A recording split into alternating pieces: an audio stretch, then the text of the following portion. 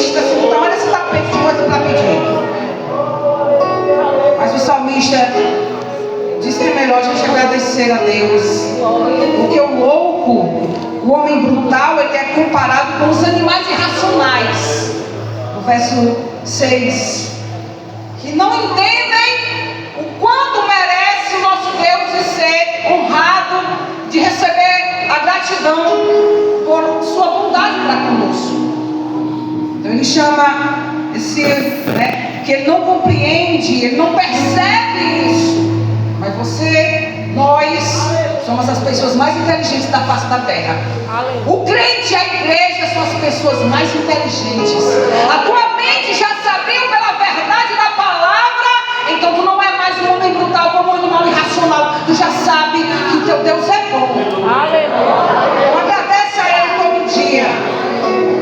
Mas ele volta a uma reflexão no verso 7, quando ele vai dizer que mesmo essas pessoas não reconhecendo aquilo que Deus merece de gratidão, ele vai dizer que essas pessoas, elas brotam facilmente. Rapidamente os ímpios, eles crescem. Ele diz, ainda que os ímpios brotem como erva. Em outras versões vai chamar erva ruim, mato. Essa época o verme ainda está se prolongando. E a gente, às vezes, até nem quer mais limpar o quintal, porque planta, tira hoje, na outra semana aquele mato já cai de novo. Alguém pensa que a gente não cuida da casa. E ele compara o crescimento rápido, instantâneo do ímpio, que não entende que Deus merece ser honrado aqui e engrandecido e receber as ações de graça, porque Ele é. Ele cresce rapidamente, mas cresce como erva.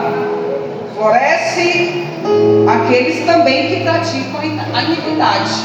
Foi por isso que o salmista do Salmo 73, Asaf, ele fica um pouco perturbado, porque ele olha para ele está na igreja toda semana, ele olha para ele está todo dízimo todo mês, ele coopera nos trabalhos, mas ele olha também para os que estão lá fora, os ímpios crescendo rapidamente como uma erva, como um mato qualquer, e eles crescem tão rápido, parece que não sofrem nada, parece que não passa problema nenhum, e aquilo perturba a cabeça de Asaf. E às vezes a gente fica assim também. Meu Deus, estou toda semana na igreja, vou para o ciclo de oração, faço campanha, faço jejum, coopero na obra, cuido do trabalho, muda tanta coisa, e parece que passa mais luta ainda, e aquele povo ali não quer nada com Deus, é toda semana nos restaurantes, nas pizzarias, e viaja, e não tem problema nenhum. Sabe, se perturba fazendo essa comparação. Porque o crescimento do ímpio, ele é rápido. O mato, ele cresce muito rápido. Olha aí, preste bem atenção com que o ímpio é comparado com um mato qualquer, um mato verde, uma erva qualquer. E Asaf, para concluir o raciocínio aqui, ele faz algo importante. Ele vai, lá no Salmo 73, para a casa do Senhor. E lá Deus fala com ele e explica qual é o fim do ímpio que cresce tão rápido que parece que não tem problema nenhum. E aí ele continua louvando a Deus. Então o salmista aqui vai dizer que essa erva de cedo do dia está lá, mas pode ser que quando terminar o dia nem está mais. De repente também, assim como é rápido o crescimento, é rápido também o fim desse crescimento. São as pessoas que estão em busca da fama. Por alguns segundos de fama, eles fazem qualquer coisa hoje nas redes sociais. Mas assim como chega rápido, vai embora muito rápido. Mas em contraste com o crescimento rápido do ímpio, para que a gente não pense que não vale a pena, ele vai trazer como é que vive o justo. Como é que vive aquele que decidiu servir ao Senhor. E aí onde entra o texto do verso 12. O justo florescerá como a palmeira, crescerá como o cedro do Líbano. Ele não compara com um mato bravo, uma erva qualquer, como comparou com o justo. Você prestou atenção? Ele traz a nobreza de duas árvores esplêndidas, esplêndidas, árvores majestosas, árvores que têm significados também, assim como o ímpio foi comparado com um mato bravo, que tem significado que hoje existe, amanhã não tem mais. Ele compara eu e você com duas árvores majestosas. Tudo que está na palavra tem significado. Quem escreveu não escreveu de qualquer jeito, porque o Espírito de Deus soprou a revelação e o homem escreveu. Então ele não escreveu da vontade dele. Paulo vai dizer que toda a escritura, não é parte dela, toda a escritura é proveitosa para ensinar, para corrigir, para exortar, para edificar, para consolar, para alimentar. Então tudo que está aqui é aproveitável. Não é como um livro que a gente compra e a gente acha acaba muito linda e a gente no meio do livro desiste de ler, ou então a gente quando termina algumas coisas a gente concorda e outras não, de escritores. Mas esta palavra, tudo ela tem significado. Então ele traz duas palavras, duas árvores com significado muito importante. O justo florescerá como a palmeira e crescerá como o Líbano, como o cedro do Líbano. Em contraste com a erva que o justo é comparado, que rapidamente se espalhará. E ninguém vai ver mais nada. Algumas informações sobre a palmeira rapidamente. A palmeira nas escrituras é a tamareira, a árvore que produz tâmara, que era muito comum em Israel. Nós não podemos esquecer que os escritores eles colocavam coisas comuns de sua época. Então a gente não conhece porque aqui tem mangueira, tem cajueiro, tem coqueiro, né? Se ele tivesse morado aqui no Ceará, ele colocou essas coisas, mas ele nasceu aqui e colocasse tudo de lá. Então a palmeira produz a tâmara, né? Uma fruta muito preciosa e bem aceita em Israel. Uma árvore que atinge de 15 a 30 metros de altura. Olha a diferença para o mato, que é o ímpio. Muito diferente. Vive cerca de 100 a 150 anos. Porque o mato é hoje, não é amanhã. Então não se preocupe com o aparente crescimento, o aparente florescimento de alguém ímpio. Você está crescendo, o seu crescimento ele é um pouco mais lento. Tem alguns processos, tem algumas dificuldades às vezes, mas quando chega na maturidade, quando chega naquele estágio que Deus deseja, aí o seu Deus ajuda, o seu Deus usa, o seu Deus trabalha, o seu Deus resolve, o Senhor faz, e tu fica ali crescendo, sempre na casa do Senhor, porque hoje não é amanhã. Uma árvore que vive cerca de 100 a 150 anos, a palmeira.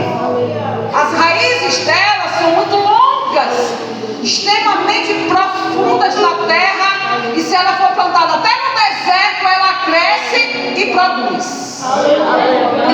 É por isso que você tem se sustentado em algumas crises da vida. E algumas pessoas passaram metade do que você já passou e já desistiram no meio do caminho. Você entende agora? Porque você ainda está de pé, porque as suas raízes têm se sustentado.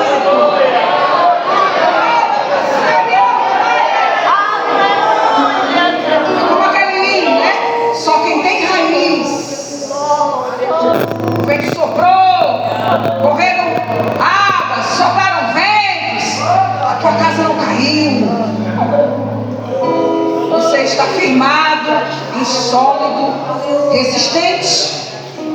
O cedro do Líbano ele cresce 40 metros de altura, e a circunferência dele, com seus galhos, a 11 metros de circunferência. E é uma árvore que simboliza força e majestade.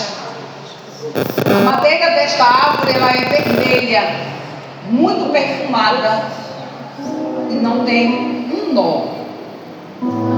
Deus não ia comparar um crente com qualquer coisa.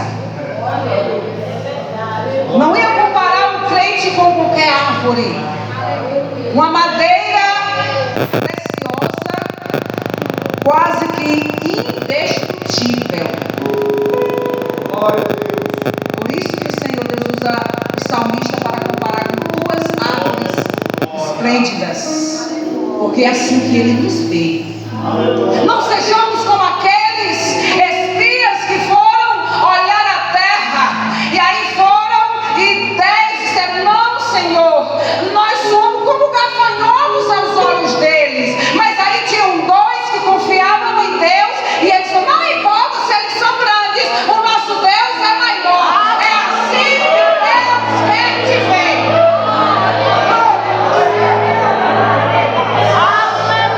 Satanás, ele quer tirar a nossa visão, achando que a gente é nada, é pequeno, é uma plantinha murcha, sem vida. Não, você é uma palmeira, você é um cedro, uma madeira nobre, uma árvore esplendorosa.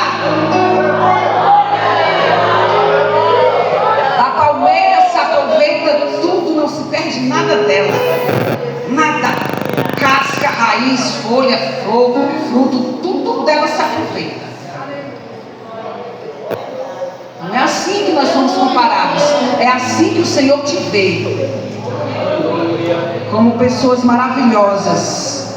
Então Ele faz essa comparação de como é o justo, que cresce rápido, mas se acaba logo. Perdão, o ímpio. O justo é como a palmeira e o cedro. Pode demorar um pouco, mas quando cresce são árvores lindas e que produzem muitas coisas para outros. Você está produzindo não é para você. Você está produzindo para Deus, para a igreja. Esse dom que Deus te deu não é para dizer que tu ora mais do que os outros.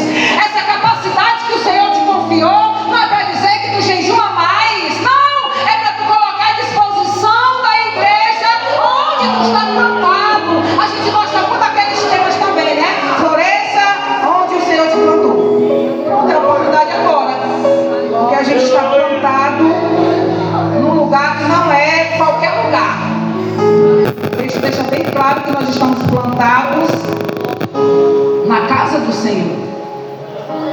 Estamos plantados na casa do Senhor. Aleluia! Ele não saiu jogando e colocou em qualquer canto por aí, como alguém pensa que o Senhor, que Deus colocou as pessoas na terra e abandonou a própria sorte. Não!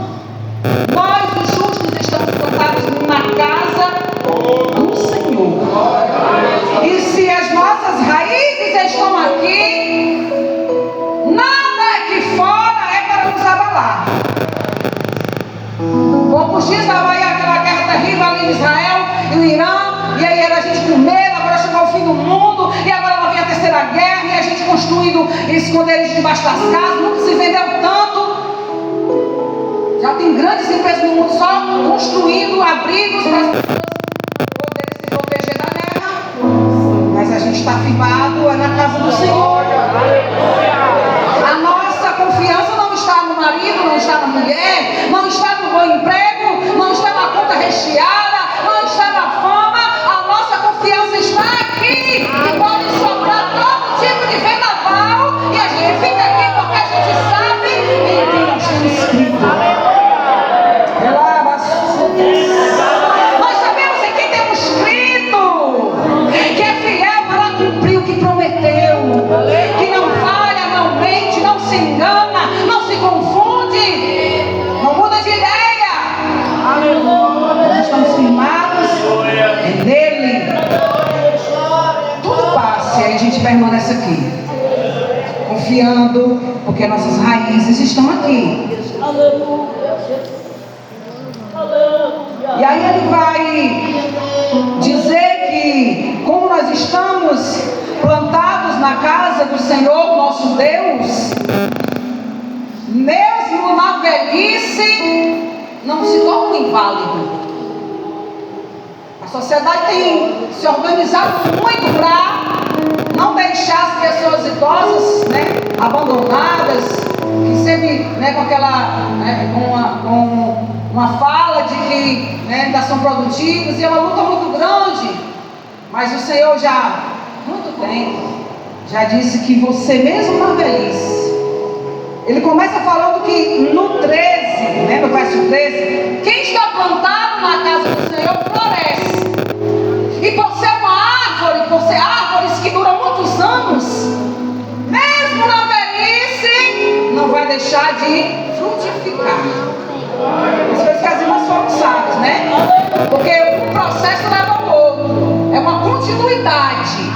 Porque muita gente quer só florescer. Porque a flor, ela chama atenção. Ela é bonita, tá aqui. Daqui a igreja está linda com essas flores. Quem colocou aqui? Algum cacho de uva, um cacho de banana, umas flores por aqui. Porque a gente acha umas bonitas flores. Não que seja errado as flores. Mas nós não podemos nos ater a uma fase. Florescer, se permanecer na casa do Senhor, como diz o verso 13, mesmo na velhice, vai produzir frutos, e não são frutos sem fim, porque no natural, na velhice, não tem mais como dar um fruto muito bom, porque já está na velhice, já deu todo o gás. Mas o que é plantado na casa do Senhor não faz diferença. Tanto faz ser um crente de um dia, como que já está 30, 40, 50 anos, ele também tem a mesma possibilidade de frutificar, de dar fruto, de Deus usar, de Deus capacitar, de Deus colocar na frente do trabalho. Então não é porque é jovem demais ou velho demais. Todo mundo tem a oportunidade de frutificar, mesmo na velhice darão frutos, cheios de vida, cheios de verdor, não serão frutos ruins, estragados, porque é um crente que amadureceu. Porque tem crente que ele tem dificuldade de amadurecer, fica podre, mas não amadurece. Mas um crente justo, fiel ao Senhor, não faz isso. Está plantado, então ele está absorvendo as coisas de Jesus, porque lá em João Jesus vai dizer que ele é a videira verdadeira, e aqueles que estão plantados nele, enraizados nele, aquelas varas que estão recebendo a seiva de Jesus, produz fruto. E quem não produz fruto, ele corta e lança no fogo. Mas a gente vai já falando desse assunto.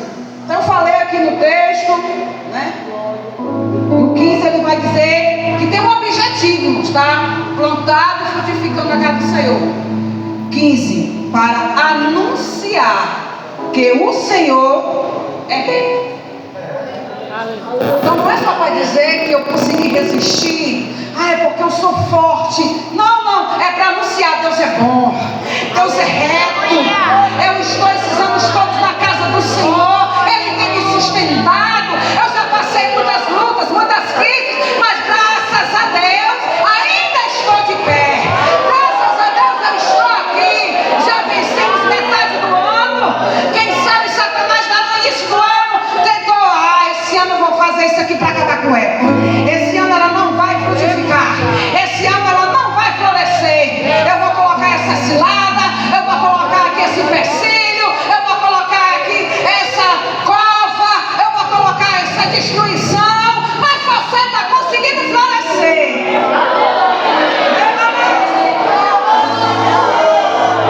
Quem viu você se arrumando com essa farda linda, pensa que você não passa nada, pensa que você está só no bem bom da vida, mas tu sabe que é porque as suas raízes estão aqui. Tu vem para aquele ciclo de oração, tu vem para aquele culto de oração com poucas irmãs, mas tu está vindo toda semana, todo culto tu está aqui: Senhor, mais uma semana, Senhor, mais um mês, Senhor. Oh, Jesus, eu estou vencendo, Pai, e alguns estão ficando para trás, porque não é o justo plantado na casa do Senhor para anunciar que Ele é reto, para anunciar que Ele é bom, que Ele pode.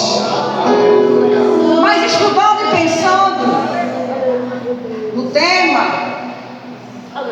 pensei mais no fruto, frutificar. Eu quero trazer 3 lições bem rápidas sobre frutificar. Porque o florescer, ele antecipa, na grande maioria das árvores, a frutificação. A gente vai iniciar já a época de nascer aí, né? As flores dos cajueiros, nas mangueiras, e a gente espera quando vê aquela água cheia, né, das florzinhas lá, tem muita manga e muito caju. Quando não acontece, tem alguma coisa estranha. 3 lições sobre o frutificar.